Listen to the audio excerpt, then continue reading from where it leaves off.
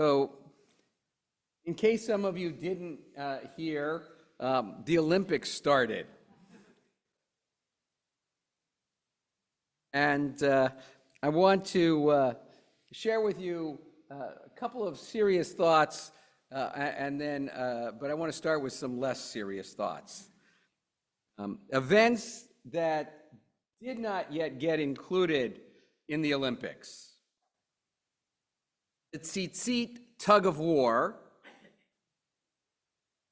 competitive hagba, fill-in wrapping, synchronized Pesach sweeping, simcha dancing, speed davening, l'chaim lifting and pouring, equestrian grogger spinning, tekiah shvarim trua triathlon,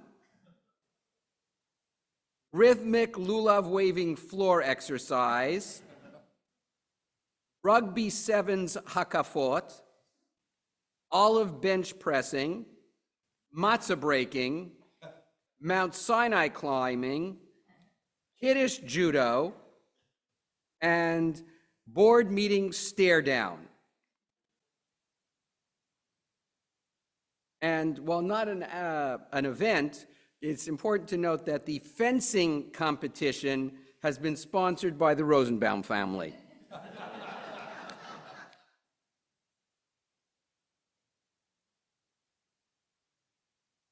And now for two serious reflections.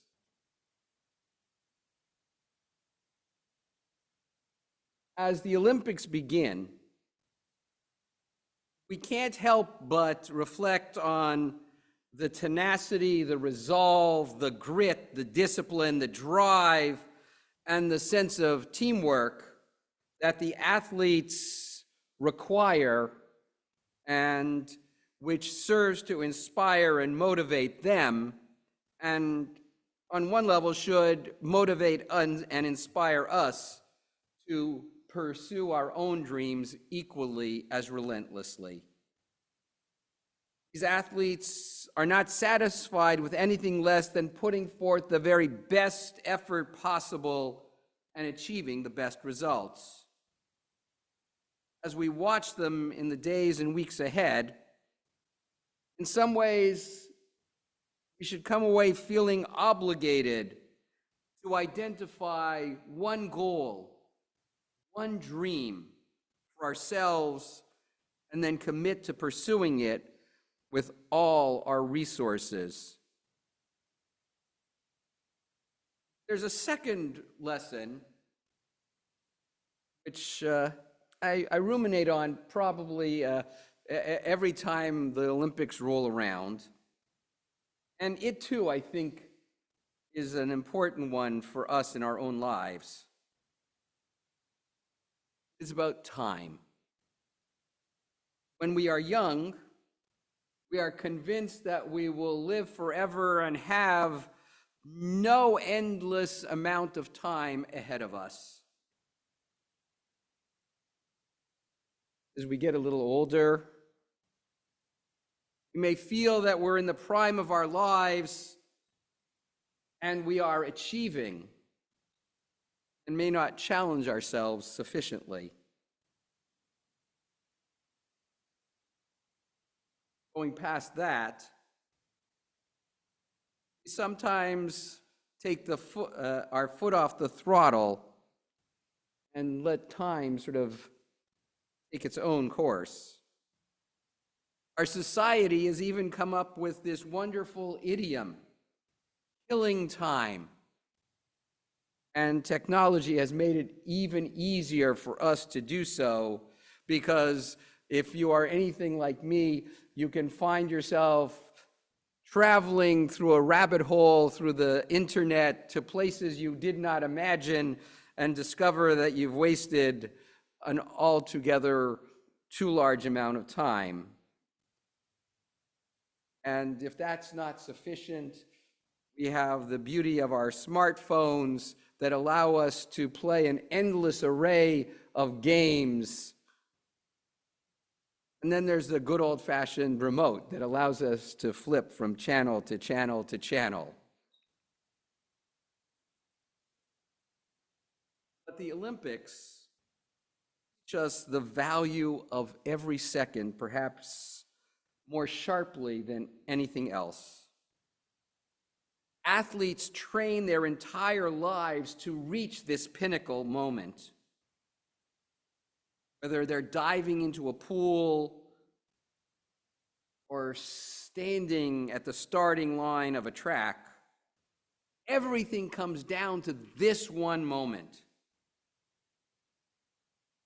Races are often decided by a fraction of a second. The difference between qualifying for an Olympic team and staying home, between winning a medal or simply showing, be the difference of a millisecond. So we're reminded that time is our most precious commodity. Once passed, it cannot be recovered. Wasted, it cannot be made up.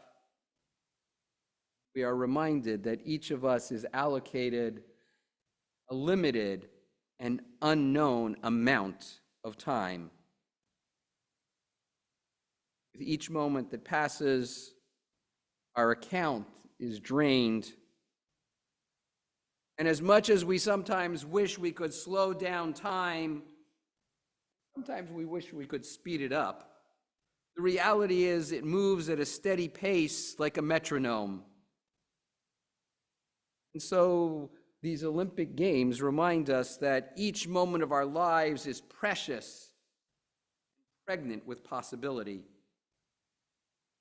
And it challenges us to emulate those young athletes, to choose to fill our time with noble pursuits, helping others, improving ourselves, developing our souls,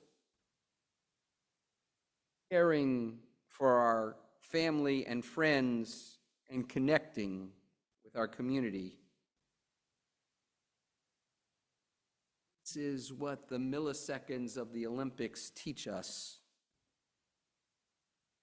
A Jew once asked Rav Yisrael Salanter, "If I only have 15 minutes a day to study, what should I learn? Should I study Chumash, the 5 books of Moses? Should I study Navi, the words of the prophets? Should I pore over the Talmud? Or should I study Halakha, Jewish law?" And Rav Yisrael answers, learn Musar. Study morality and ethics. Study that which is essential, character development. And when you do, you will realize that you have more than 15 minutes a day to learn.